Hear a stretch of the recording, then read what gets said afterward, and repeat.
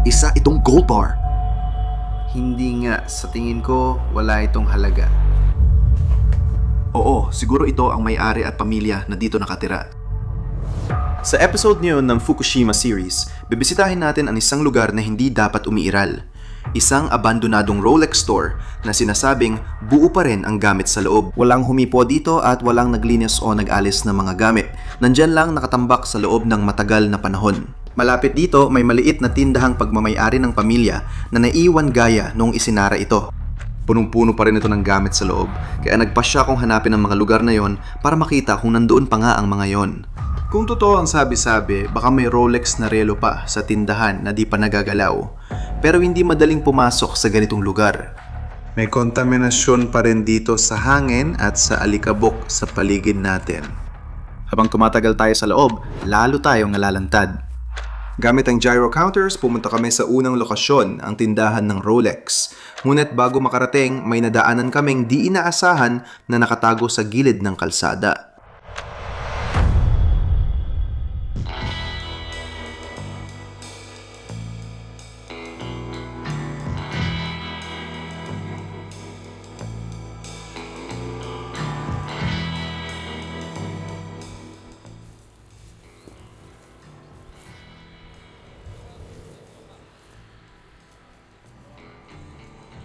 Mga kaibigan, ito ang 300ZX. Hindi kami sigurado kung anong uri ng skyline ito. Maaring R32 o R35. Kung alam mo, pakilagay na lang sa komento sa ibaba. Nagkagulo dahil sa mga gulong, pero sa palagay ko may nagpalit ng mga iyon. Hindi talaga original na gulong ng Skyline GTR ang mga iyon. Tingnan mo to, may mga gamit pa na naiiwan sa loob ng trunk. Kinailangan na lang iwan ng mga tao ang mga sasakyan nilang ito. Sayang naman. Ibig ko sabihin, mahalaga talaga ito sa mga tao noon. Grabe, maisip mo ba? Sobrang nagsikap ka pero nawala lahat. Bahay at kotse mo. Ay, ang pangit na talaga ng harapan nito. Okay mga kaibigan, kakapasok lang natin dito sa tindahan ng Rilo.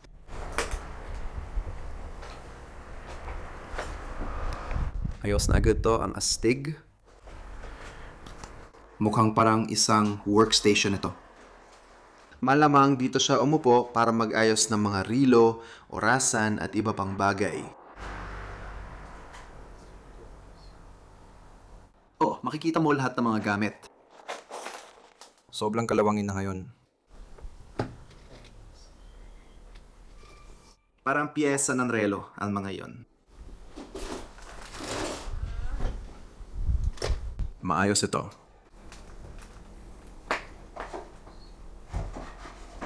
Oo, parang puro kakaibang mga gamit lang ang nandito. Pero sa ibaba dito, nandoon talaga ang mismong tindahan.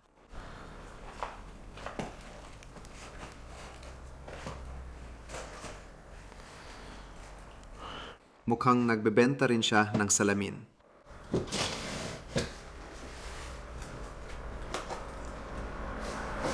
Sobrang maalikabok ang lugar na ito. Parang puro alikabok talaga kahit saan. Natabunan ng alikabok ang ibabaw ng counter. May ilang disposable na camera dito. Nasa plastic pa rin sila. Ang nakakagulat, may mga film strips dito. Ibig kong sabihin, bihira na ang mga to. Sa tingin ko, wala nang gumagawa nito ngayon. Para sa mga film camera. Napakataas ng performance. Wow! Hindi ako sigurado kung ano ang dating nandito. Baka mas marami pang rilo. O kaya salamin sa mata.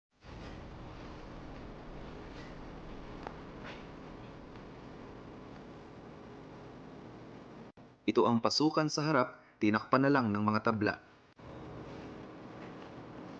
Ay wow, ang astig ng kristal na ito.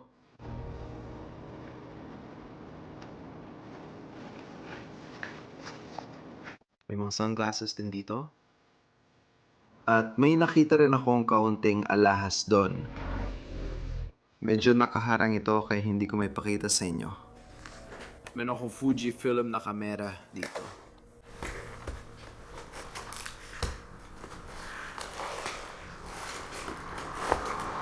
Nasa kahon pa ba ito? Ay, may kumuha na pala nito. Sobrang alikabok ng counter na to, hindi ko na makita. Nandito silang lahat sa loob. Natabunan ng alikabok ang counter na to, kaya halos hindi ko na napansin. Pero sa ilalim nito, daan-daang rilo pa rin ang nandoon. Parang hindi nagsara ang tindahan. At hindi lang yon. Nagulat ako dahil hindi lang pala rilo ang binebenta dito, pati mga orasan ay inaayos at tinitinda rin. Pero oo, ito ay isang refractometer. Pamunay gamit ito para suriin ang iyong paningin. Baka iyon ang chart para subukan ang paningin mo doon. Oh, may mga sing-sing dito. Ang astig talagang pignan ang iba't ibang klase ng orasan. Sa tingin ko si Kirby yun. May kung anong kakaiba sa mga orasan na parang ginagawang mahiwaga ang mga ito.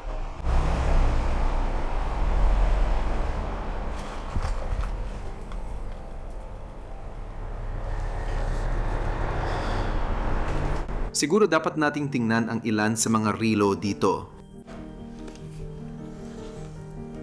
Hindi ako sigurado sa mga tatak nito. Mukhang hindi sila ganoon kamahal. Astig siguro makahanap ng isang Rolex.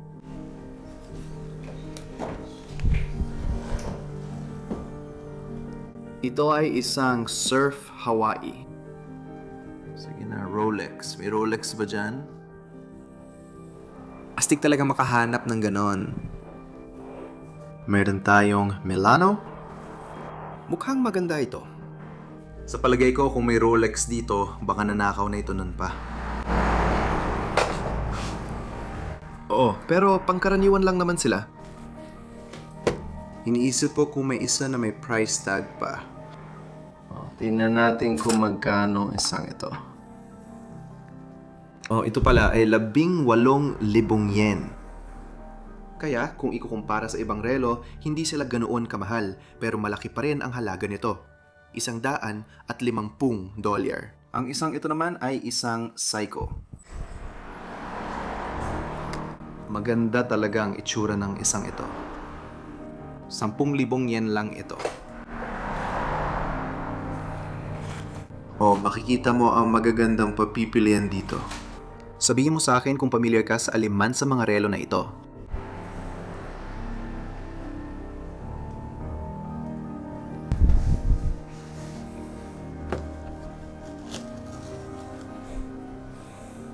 Grabe, marami sa mga ito ay matagal nang hindi natatanggal.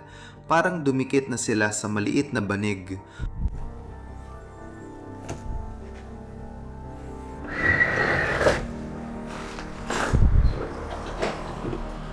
Dito banda ay parang lababo lang, parang maliit na kusina at banyo. Mukhang may mga strap ng rilo sa isang estanting ito. Ay, ano ba yan? Astigan isang ito? Parang lumang camera ng Fujifilm to. Ang astig nun, nakakita ako ng sobrang astig na film camera. Hindi ito film camera. Parang vintage siya. Gawa ito ng Fujifilm. Ito ang tindahan. Ay putek, mga microfiber na tela. Kaya. Siguro nagbebenta rin ng mga camera ang tindahan. Iniisip ko kung makakahanap pa tayo ng iba. Ganito ito.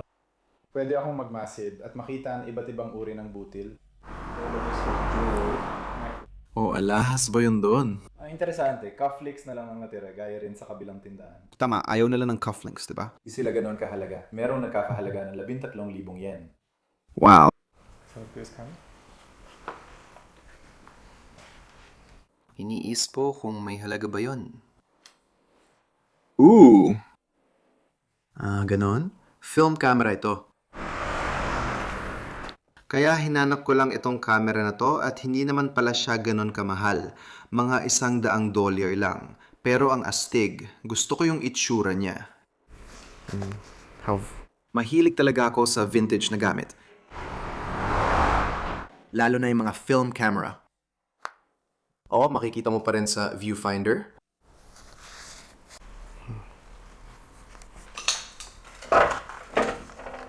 May ilan akong Zippo lighter.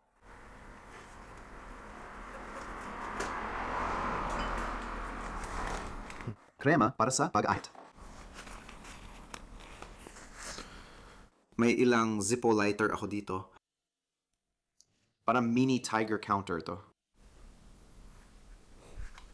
Ang liit naman. Astig ito. Parang may palawit ito.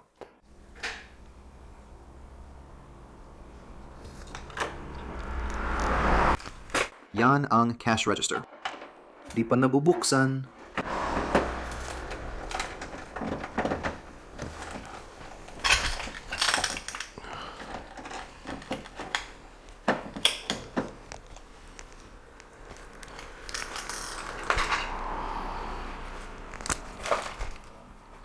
Nandito ito. Nandito ito. Parang, Parang developing room. ay oo nga ano. Parang ito ang silid para sa printing or developing. Wow, ang laki ng printer na ito. Pwede itong maibenta isa magandang presyo. Oo nga. Libo-libong dolyar ang halaga nito. Digital na teknolohiya. Para sa pagde-develop ng film. Kasi may isa pang printer.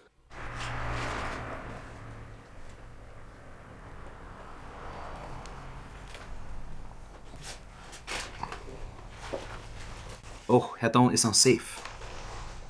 May litrato dito. Halos hindi mo makilala kung anong itsura ng tao.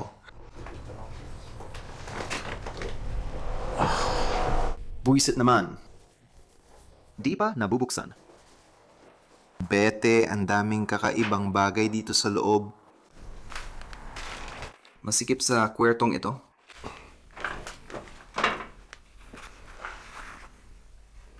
Ano ba itong makinan ito?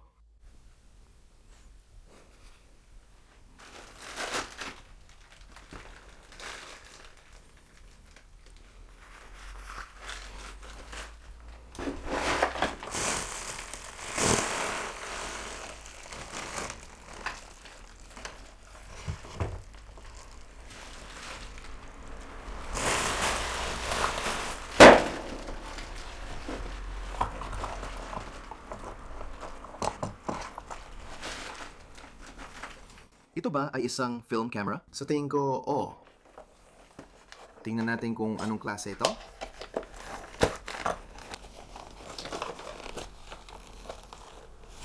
Isa pala itong Pearl 2.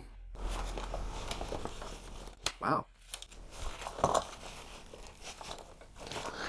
Paano mo ito tinatanggal? Gusto ko talaga ang film camera. May kakaibang itsura at pakiramdam sila. Sobrang astig talaga. Talagang vintage ito. Pero sa tingin ko, wala naman itong halaga. Siguro mga $50 lang ito.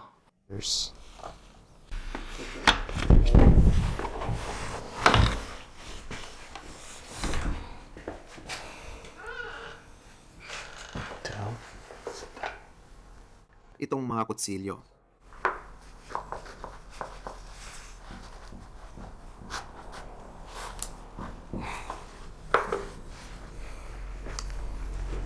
Ano ba itong mga to? Kutsilyo yan.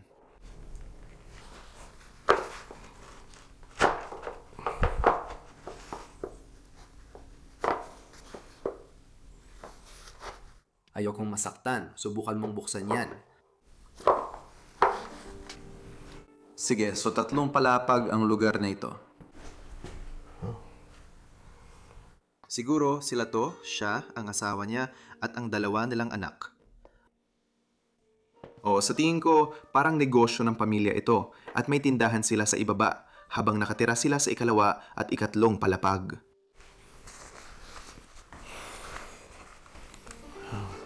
Nasa ikalawang palapag tayo ngayon at mukhang tradisyonal. May mga tatami mat. Ang liwanag ng kwarto, inakala kong bukas ang ilaw. Sa bintana ng palagaling ang liwanag.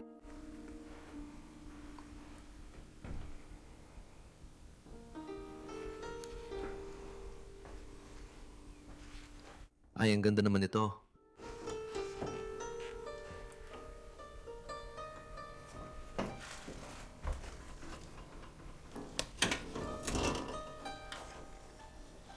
Parang para ito sa isang dambana.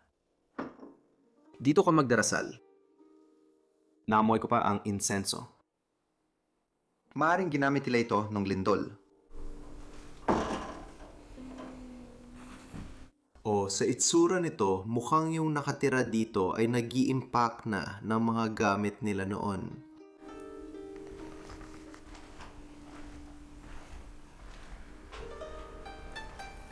Ang ganda ng bahay na ito. Nandyan ang kusina at kainan. Sapat ang espasyo dito para maglagay ng mesa. Habang naglalakad ako dito, naisip ko kung gaano kasarap tumira sa bahay na ito. Maluwag ang kusina, maganda ang natural na liwanag, at maayos ang banyo. Ang ganda ng ilaw dito sa bahay.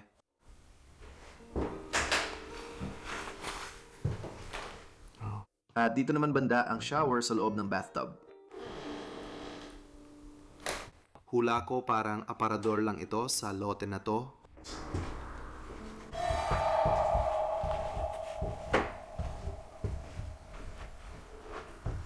May isa pang banyo.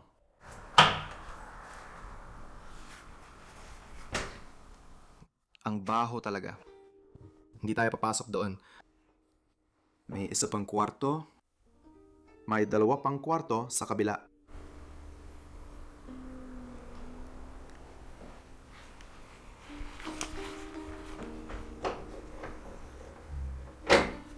Ay, wow. Parang puno ng mga gamit ang kwartong ito. Parang kwarto ito ng bata. Ayun, luma ng SNES. Ang ganda ng nakita ko. Hindi ako makapaniwala na ang lumaki dito ay napilitan na lang iwan ang lahat ng ito. Oh, Super Nintendo pala yan. At heto naman, PlayStation 3 yata ito. Ano yun? 2 ba yun? Oh, PS2 na yan. Nandyan lahat ng mga video game. Hindi ko pa nalaro ang console na ito. Nagsimula ako sa Nintendo 64. Nakakabaliw kasi may ilang laro pa rin nakaload sa console. Parang naglalaro sila pero nakakalungkot na di na sila nakabalik para tapusin ito. Naglaro sila ng larong ito? Di ko alam ang larong yan. Mag-iwan ng komento sa ibaba kung nalaro mo na ito. Ay, ano ba yan?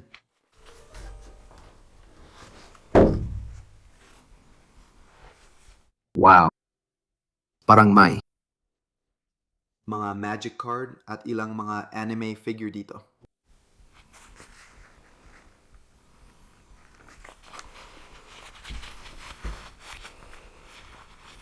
Hindi nga. Kumusta ito?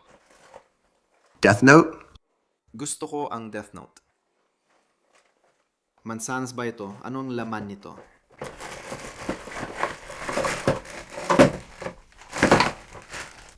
Ay, ano ba to?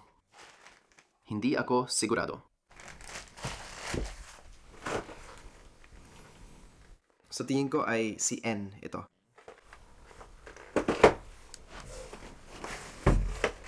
Nakuha ko na yung chocolate guy.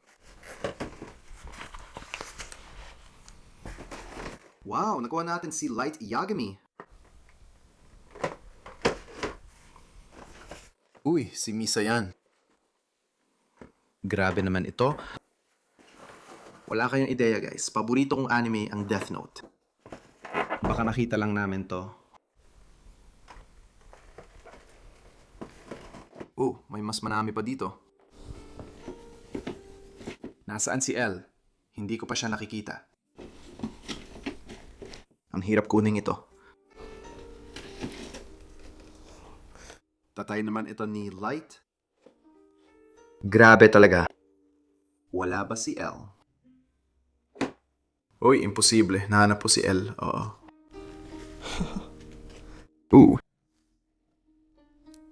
Ilalagay natin siya dito. Ito na siguro ang pinakamagandang anime item na nahanap ko sa trip na to.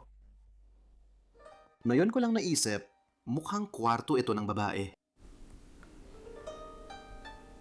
Paalala lang kung nag-enjoy kayo sa video, siguraduhin mag-subscribe. Mahigit 60% sa inyo na nanonood ay hindi pa nakasubscribe at 1 segundo lang naman yun.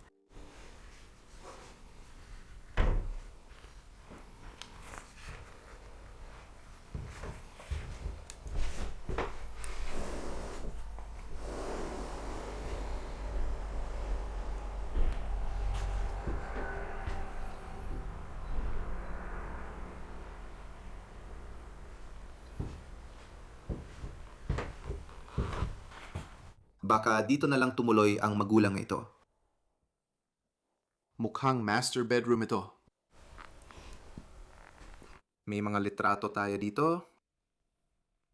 Mga litrato ng pamilya.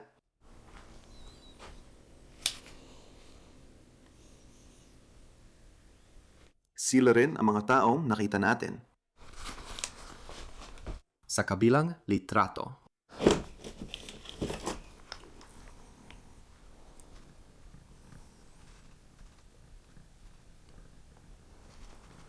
Parang malaking masayang pamilya. Nakakalungkot na nawala ang kanilang tahanan, pero hindi lang yon, pati negosyo nila. Dasal ko na sana maayos pa rin buhay nila na yon. Sana malakas pa rin negosyo nila.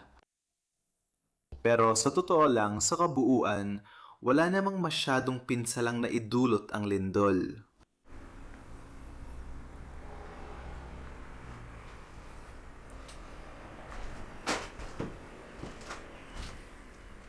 Papunta ito sa balkonahe.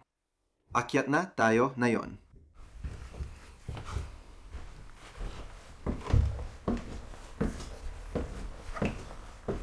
Anong meron dito? Sige, isa pa itong palapag na may kwarto.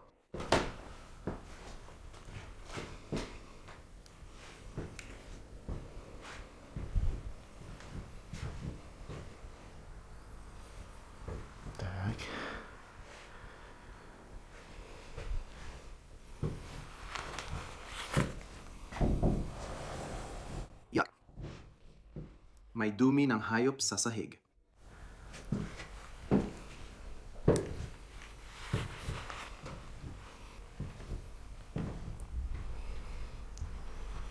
Parang maliit na opisina.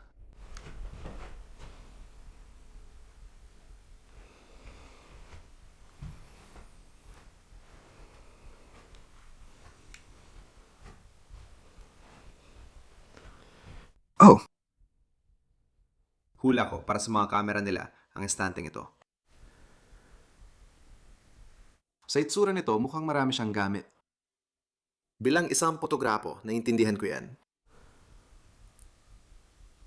Wow! Ano klase mga kamera ang meron siya? Malamang Nikon. Sikat yon dito sa Japan. May album dito. Ay, naku! Mukhang album ito. Oh, album nga pero hindi pa nagagamit. Mukhang walang laman.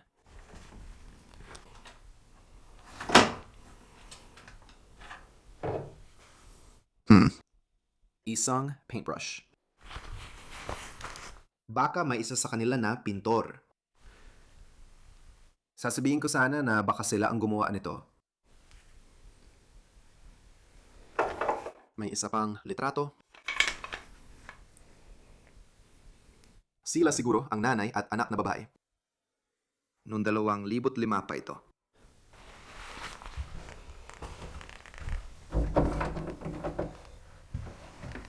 Sige, mukhang matatapos na tayo sa paglilibot.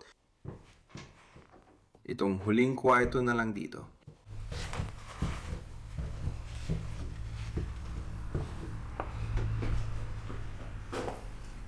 Parang ginawa lang itong imbakan.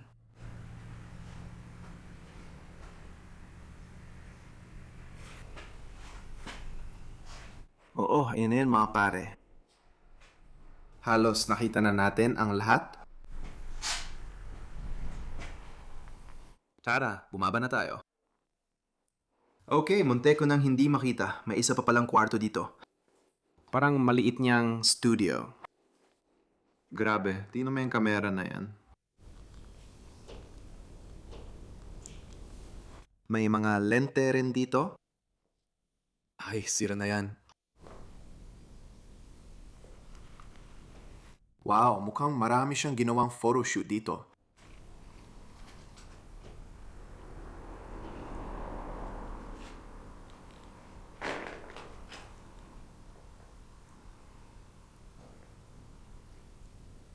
Interesado akong makita ang kamerang ito. Grabe talaga.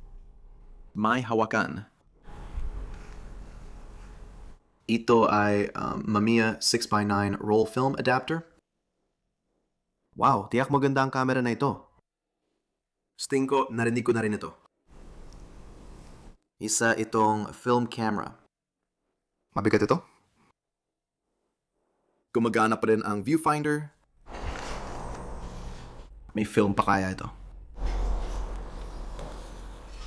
Ang astig nun. Sa tingin ko, ito ang film para dito. Yan ang tindahan ng relo. Pinaghirapan ng isang buong buhay. Parang humintong oras pero di pa ako. Tapos, dahil bukas may pupuntahan pa ako isa sa listahan namin. Isang pamilya rin na hindi lang basta may bahay. Nagtayo sila ng isang buong negosyo sa paligid nito. Tulad ng tindahan ng relo, iniwan din nila lahat. Isa na namang araw. Hinihintay ang mga tropa. Oras ay pera. Habang naghihintay, ililibot ko muna kayo sa Airbnb na to. Kaya? Tuwing gabi, may dumadaan na tren dito. Iwan ko kung bakit pero palaging gabi dumadaan. Mga alas 11 ng gabi. Mas magandang itsura ng side na to kaysa kabila. At oo, hindi ito kasama sa Airbnb namin. Pero astig talaga itong Japanese na bahay na ito. Ginawa nila itong perfecto. Ang ganda talaga, sobrang ayos ito bilang Airbnb. Pero kailangan pa ng kaunting trabaho sa pundasyon para mas maging matibay at soundproof ito. Kaya mapanatili ang init sa loob. Tingnan mo ang mga ito. Late na naman kayo mga tol. Alam mo bro, literal na natutulog ako dito habang hinihintay ko kayo. Si Steve yan. Teka hindi, pumunta ako sa mga kwarto. Ano ba yan Steve? Hindi bro. Pangalawang araw na, hinihintay ko pa rin kayo mga tol. Bro, pumunta kami sa kwarto mo pero wala ka. Naghintay ako sa labas. Wow, mukhang di naman tayo late. Oh, manood ka bukas! Ano ang susunod na video kapag nakita niyo kung sino ang late? Sige, paalis na kami. Nagsimula na kaming mag-debate dahil iniisip kong minumulto ang Airbnb namin. Bro, naalala mo nung dating ninyo, sabi ko rin na parang pinagmumultuhan ang lugar na to. May nakita rin akong kakaiba dito. Grab. Oo, anong naranasan nyo? Kay Dan karamihan nangyari. May parang kakaibang tunog ng pagkatok sa simula pa lang. Tulog na tulog si Josh. Pero nakahiga ako sa mga beanbag. Nakatungo ako sa laptop ko, sinusubok ang... Parang may nagda-drum sa lumang maleta. Sa Mavic 3, may strap kang iniikot at kinakabit, tapos iskrew mo lahat. At pagkatapos ng 1 minuto, may malakas na tunog. Parang flick. Sige. Tiningnan ko at nakalas na yung strap, yung pali. Oo, natanggal na lahat yon. Ano? Anong kalokohan to? Tama ka, mahirap tanggalin yon. Kaya nilagay ko yung solar slot ko at umupo ako doon. Sinubukan kong buksan ng TV, alam mo na, para pakalmayan ang sarili ko. Hindi gumagana ang TV. Nag-isip ako kung gigisingin ko si Josh, kaya nanatili lang ako roon ng mga isang oras. May ghost equipment kayo. Nandun na ako ng isang oras, nagising si Josh at sinabi ko sa kanya. Hindi na ulit siya nakatulog, kaya nakasiguro ako. Natutulala ka, di makagalaw. Hindi nangyari yon. Gusto ko ang mga paranormal na bagay. Pero di sa tinutulugan, okay. Gets mo ba? Alam mo, may isang gabi na ako lang mag-isa dito. Nasa itaas ako noon. Akala ko may naglalakad sa ibaba at narinig kong may yabag paakyat na hagdan. Seryoso? Walang biro? Oo. Dapat mag-Airbnb tayo! Oo, dapat hindi lang isa gawin natin. Isa lang ginawa natin sa Pransya! Sige. Gusto ko sanang sabihin na madalas ko yung ginagawa araw-araw sa kwarto. Iniisip ko, Diyos ko, lahat nakatingin. Pataas, pababa. Doon kay Timog Daniel, siya ang nasa ibaba. Ibig kong sabihin, posible tayong nakatira sa napakatandang bahay sa Japan na minumulto. Iyan ang bagay na hindi natin alam, di ba? Sige na, tara na, magpatuloy na tayo. Nakikinig kami. Grabe ang adventure na to.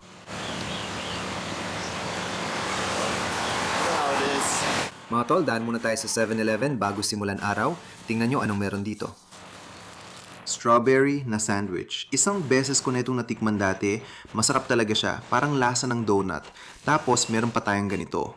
Si Josh ang nagpakilala nito kahapon. Tikman nyo ang green tea na inumin.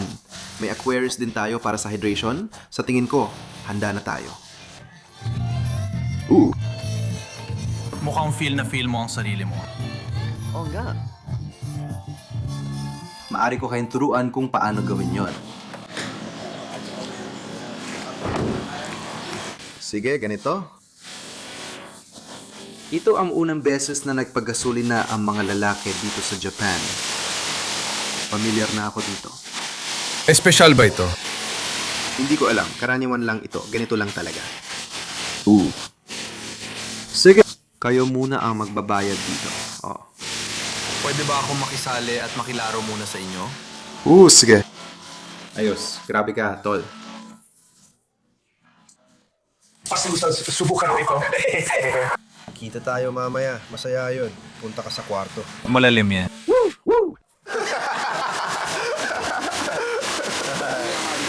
Tingnan natin. Paano ko ito gagamitin pambayad? Dapat ko bang gamitin ang credit card o pera mula sa krimen na ganito? Credit card? Credit card. Nakuha mo na! Bantayan mo lang yung kanan. Ipasok ko na maayos. Ayan, ganyan. Sige, nakakakaba ito. Oo. Hindi! Ayos ka lang. Magaling ka, pare. Oh, kukunin ko na ang card ko! Cardo. Sa tingin ko, tama na yun na yun. Kaya ito ay? Wala na gasolina. Regular. Pero yung sa ibaba, parang unlimited ang pagpuno kahit ano. Yan yun. Ano yun? Pindutin mo itong asul na button at ngayon, handa ka na. Pagkatapos nun, Buksan mo ang takip ng tangke at salinan gamit ang pulang nozzle. Ayos na kayo, mga bata! makakalabas tayo ng buhay. Pare, ang galing nun. Alam ko? Nagtataka ako kung may caffeine ngayon. Gusto ko ng caffeine, hindi tsokolate. Totoo, higit sa 1 libra kada dahon. Ina ba ang pinakamaganda o may iba pa? Ano nga ulit tawag mo doon? 3? 1 libra at 6 na po o yung isa pa? Napag-usapan na natin to dati pero ngayong taon, abot kaya at mura talaga ang Japan. Hindi siya mahal. Gumaganda na ang talagayan natin. Noong una kaming pumunta bilang Amerikanong pamilya, ang $1 ay katumbas ng 100 yen. Pero ngayon, ang $1 ay parang katumbas ng 140 yen. Nakatitipid kami lalo na't 4 kami naghahati. Kaya abot kaya talaga. Maganda rin ang buhay dito. Ayan ang presyo. 7,808 yen. 50 libra! 50 yen. Ang ganda niyan kaya napahinto natin ang kotse. Nakakita tayo ng Evo. Grabe. Ito ang kotse na nakita ko noong pangalawa kong punta sa Fukushima. Nakita mo yung harap nito? Sandali lang. Tingnan mo to. Bro, hindi naman dati nasa mga damuhan yan. Hindi. Sa tingin ko, pareho lang ng pwesto. Lumaki lang talaga yung damo. Tama. Ito nga yun. 7-1-4-7 ang numero. 7-1-4-7. Nakakalungkot, di mo na makita ang harap, di tulad nung una ko siyang nakita. Ano ba yan? Maliban na lang kung inilipat nila ang kotse. Hindi ako makapaniwala na tumubo lang ang palumpong sa ibabaw nito. Ganito ang itsura ng likod. Hindi mo talaga makikita ang harap, pero marami na tayong JDM na kotse nakita dito. Ito na ang pangatlo sa ngayon. Tingnan natin kung may mahahanap pa tayo sa trip na to. Bukas ang bintanang ito. Yo! Ganyan ang itsura sa loob. Nasa perpektong kondisyon pa rin. Kaya, Davey, tingnan mo ang presyo nito online, 25,000 libra. Tansa lang ito. 28,000. 28K? 29K? Grabe, tol.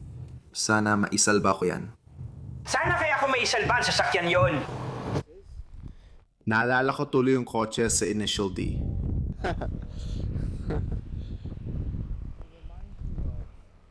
Nissan Bluebird. Nissan Bluebird. Wala akong idea.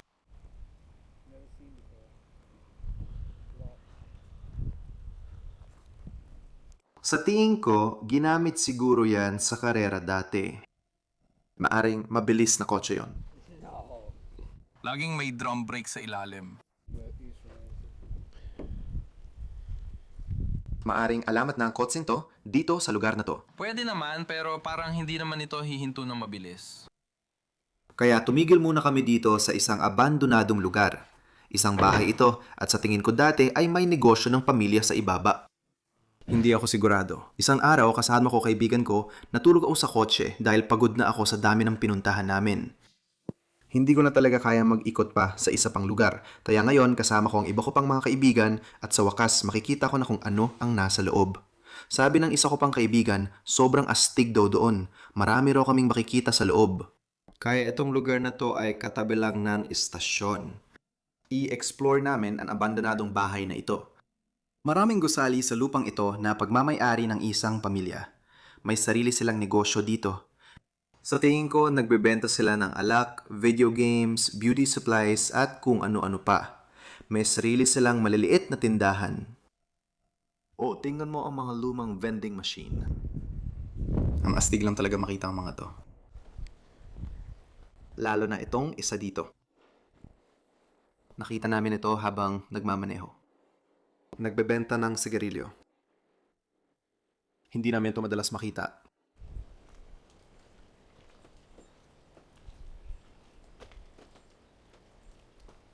Sayang talaga na may mga scaffolding sa paligid ng lugar.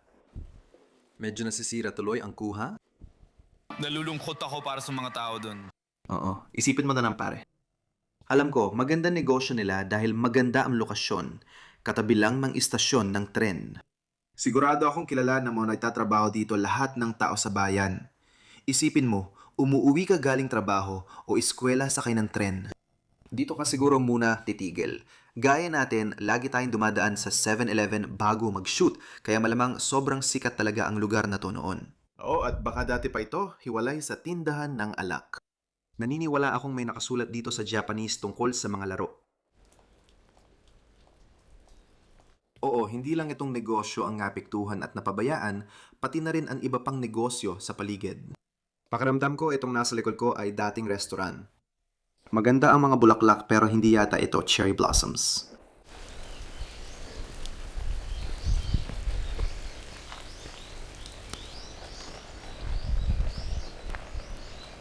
Di ako sure kung ano ito dati. Siguro isang post office.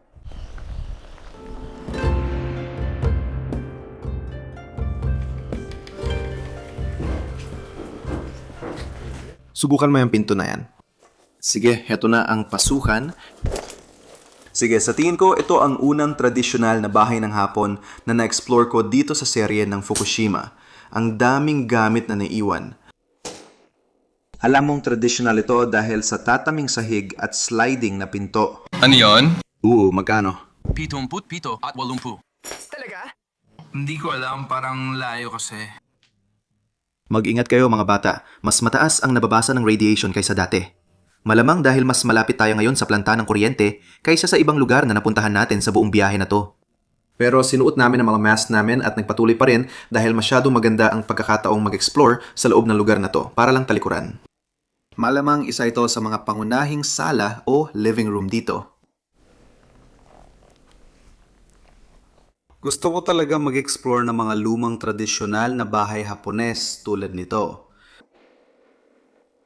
Makikita ang dambana sa kanto, dito siguro sila nagdarasal. Baka yun ang ginawa nila nung lindol.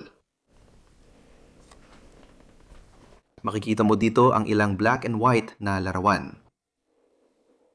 Malamang mga ninuno nila ito o baka lolo o lola pa nila. Oh, tingnan mo itong naka-frame. Wow, parang mga medalyang pandigma ito. Baka siya ay... Ibig ko sabihin, mukha talaga siyang sundalo dito. Mga memorabilia ng pamilya sa likod. Ibig ko sabihin, siguradong napakahalaga nito. Naisip ko kung anong lupa ang nasa larawan. Maaring bahagi iyon ng Japan. Siguro doon talaga sila nagbula.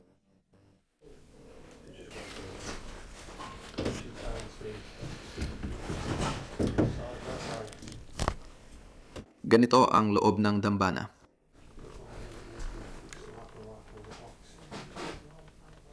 Wow.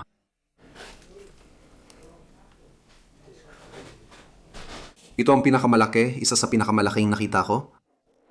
Ayos, nag-explore tayo dito sa Fukushima.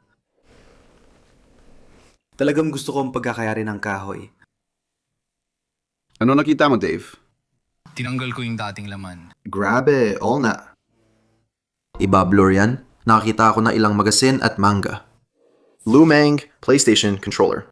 Sige mga pare, nakamask ako ngayon dahil medyo grabe ang radyasyon at nananatili ito sa alikabok. Ayokong makalanghap ng alikabok. Heto na ang susunod na kwarto. Mukhang maliit na lounge area rin ito pero maraming storage.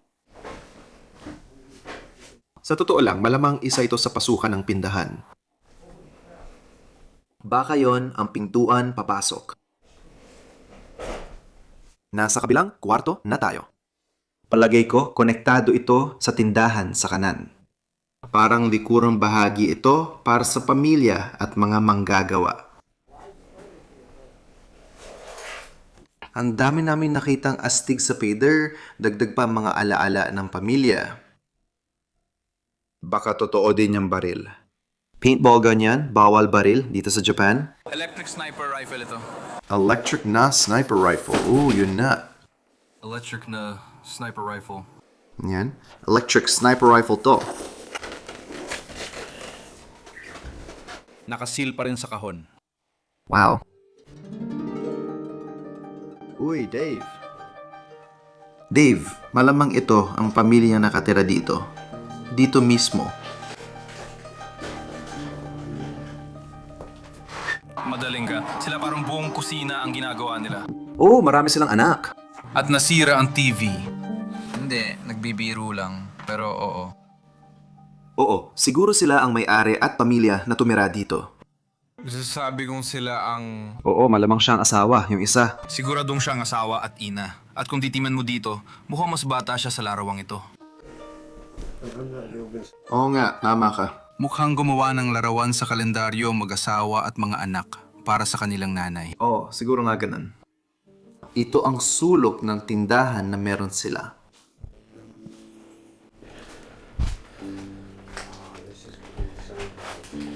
Oo, lahat ng binibenta nila ay nandito pa rin. Tingnan mo lahat ng bote. Oo, tingnan mo lahat ng Gundam action figures dyan. Nandito pa rin lahat sa tindahan. At ang mga inumin ay nasa counter sa loob ng ref. Oo, may natira pang beer doon. Nandyan pa rin lahat. Nakakabilib na andito pa rin lahat. Mga Gundam figure, mga produktong pampaganda, mga inumin, nandyan pa rin sa ref. Kasama na ang beer. Parang huminto ang oras nung umalis sila. Ganun pa rin ang itsura mula nung huling araw ng operasyon. Mukhang nagbebenta sila ng mga pampaganda dito sa kanto. Ganito siguro ang mararamdaman mo pag pumasok ka dito.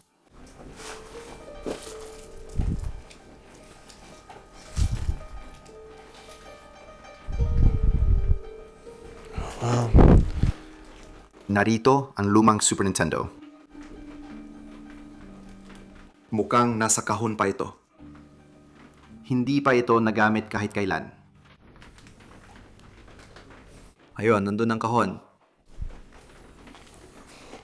Ngayon, ay kong hawakan ng mga bagay dito dahil sobrang alikabok at may radyasyon. Mataas ang antas kaya hindi natin gagawin yon. Pero oo, mahilig ako sa Gundam. Lumaki rin akong kasama ang mga yan nung bata pa ako. Matagal na rin mula nang huli ko itong napanood. Gusto kong panurin ulit.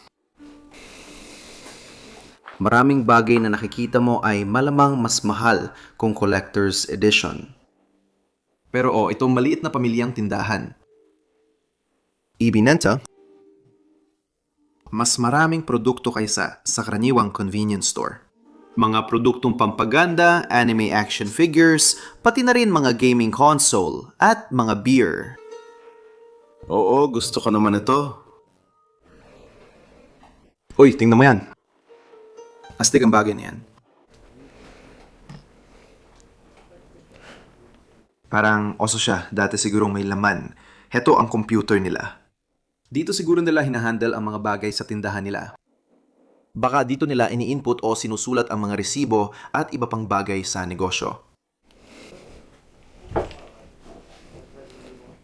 Oh, ano bang meron dito?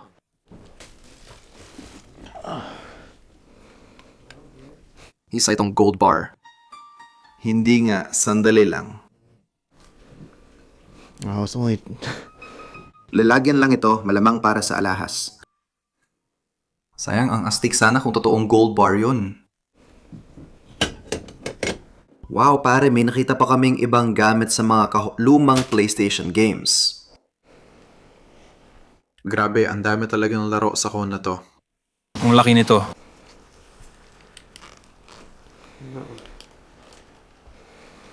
Ba't pa ayaw gumalaw nito? Ano? Ayun, gumalaw na. Grabe. Oh, ang dami talaga. Grabe talaga ito. Street Fighter? Hindi. Tekken. Ngayon, eto na. Hindi ako naglaro ng PlayStation noon. Hindi kasi yon ang panahon ko. Pero may isang laro na gusto ko mula sa panahong yon at yon ang Final Fantasy VII na nandito mismo. Oo, siguro binibenta nila ang mga ito, kaya merong maraming kopya. Oo, binibenta nila. Nasa tindahan ito. Ano ba yan?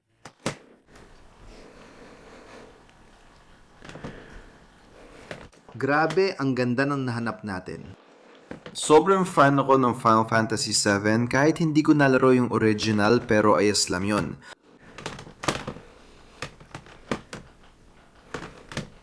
Grabe, meron tayong Final Fantasy Tactics, pati itong Chrono Cross,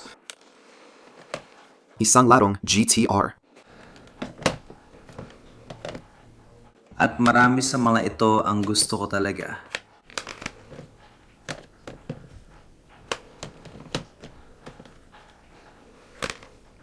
Ay grabe, pati Biohazard meron tayo. Hetong safe. Mukhang may nagbukas na rin nito.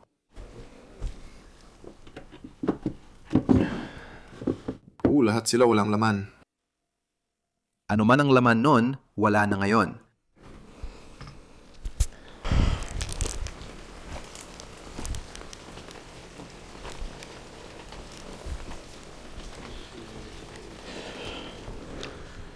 Sige.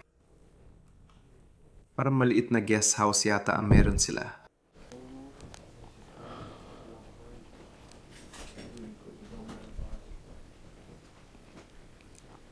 Ayos ka. Ano ang makikita ko dito?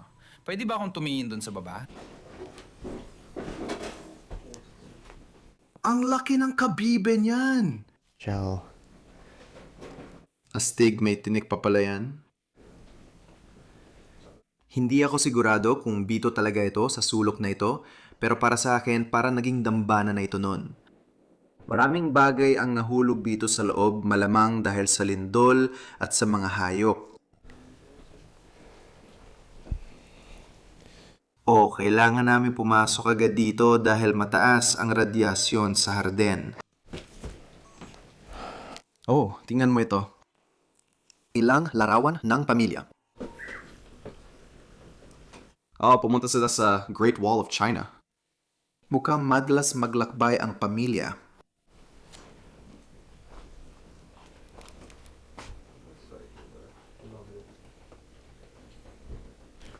Medyo nakakakilabot ito. Lahat ng aparador ay may mga damit pang naiwan.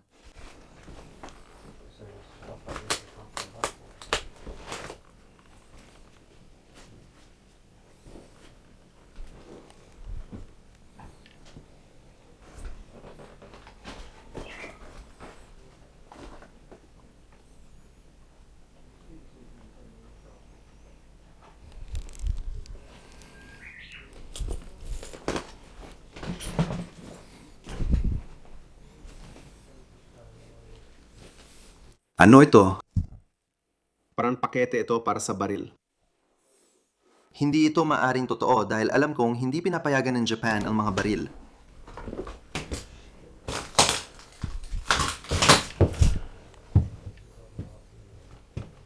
Ito pala ang pasukan ng bahay na ito. Tingnan mo ito, may taxidermy dito. Sa tingin ko, ferret yan. Tingnan mo lahat ng sapatos at tsinelas. Mukhang hindi sila masyadong nagdala ng gamit nung kinailangan nilang lumikas. Sa totoo lang, di mo kaya gawin yon. Narito ang isang antigong manikang samurai na gawa ng kamay. Madalas mo makita yan sa mga bahay dito sa Japan.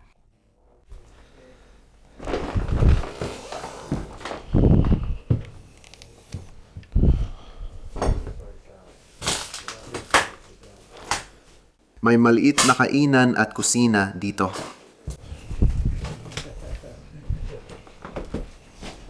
Alam mo, ano ba ingay dito? Nakita ko. Mga Pokemon card? Hindi. Mga laro ng Super Nintendo at N64. Halika rito. Seryoso ka ba? Ha? Nakabalot pa rin yan. Hindi, patingin niya, nandyan pa rin. Nandito lahat. Ganun ba? Sayang naman. May Legend of Zelda ba dyan? Magwawala ako kung may Legend of Zelda dyan. Ay, grabe. Tingnan mo to. May busog at mga palaso doon. Sige, tingnan natin sa itaas.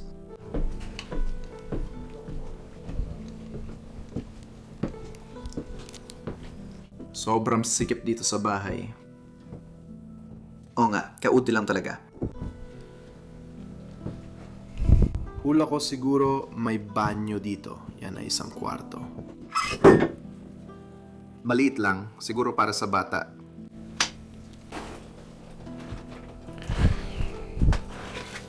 Wow, may mga laro ng Nintendo dito. Akala ko Nintendo 64 pero hindi tayo makakakita ng Zelda dyan. Ang dami talagang laro sa mga kahon. Gaano karaming radyasyon? 1 punto. Tatlo? Hindi pwede. 104 dito? 1.4. Oh, 1 punto Oo, totoo. Hindi ito 100. Magkakawatak-watak na sana tayo na yon.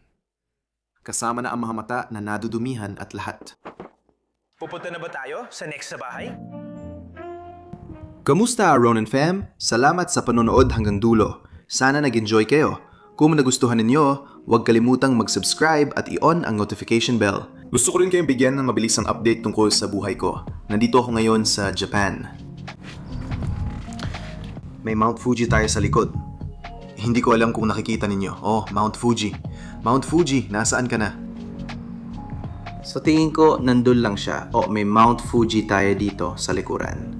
Sige, bibigyan ko kayo ng mabilisang tour dito sa Airbnb na tinutuluyan namin ngayon. At nakita ulit kami ni Rich. Oo. Yes, sir. Kasama natin si Broke But Rich, Drift with Rich. Maring, Drift with Rich. Drift with Rich. Sa tingin ko rin, marami ka nang ginagawa sa drifting dito sa Japan. I-check niyo siya sa link sa description. Nandyan din si John. Tulog na tulog. Tulog na tulog siya, oo. Oo, si John yan. Sobrang pagod siya dahil nagtrabaho buong gabi. Pero marami rin magagandang at kakaibang bagay na darating ngayong taon. Ang napanood mong video ay kinunan 2 taon na ang nakalipas para sa serye ng Fukushima. Mayroon pang ibang video tungkol dito. Pero ngayon, nandito ako sa Japan at mananatili ako dito ng mga 1 buwan pa para mag-shoot ng maraming content. Nakakabalib kasi dati, taon-taon akong pumupunta sa Japan. Pero nung nakaraang taon, hindi ako nakapunta. Ang saya na nakabalik ako ngayon. Parang dito talaga ako nababagay. Gustong-gusto ko mag-explore sa Japan at ramdam niyo rin siguro tuwing andito ako. Kaya sobrang excited ako. Nakagawa ako ng maraming videos nitong linggo. Sa tingin ko, i-release ko na sila mga 1 o 2 linggo mula ngayon. Tingnan natin, siguraduhin naka-on ang notifications nyo. Pati inilabas ko na ang official kong website sa steveronin.com. Bisitahin nyo. Nasa development stage pa rin ito pero pwede nyo nang i-browse. Ilalagay ko rin doon ang merch ko para mabili nyo. At meron din akong exclusive na Ronin Club para itong VIP membership. Mukhang isasara ko na ang Patreon ko at gagamitin na lang ang Ronin Club sa hinaharap. Kapag naging miyembro ka, makakakuha ka ng dagdag na perks, dagdag na content, behind the scenes, at marami pang iba na malamang pag-uusapan ko pa sa mga susunod na video at ipapaliwanag ko ng mas detalyado. Pero ayun, mahal ko kayo. Maraming salamat sa suporta. Kita-kits tayo sa susunod at tingnan nyo ang tanawin ng bundok Fuji. Grabe!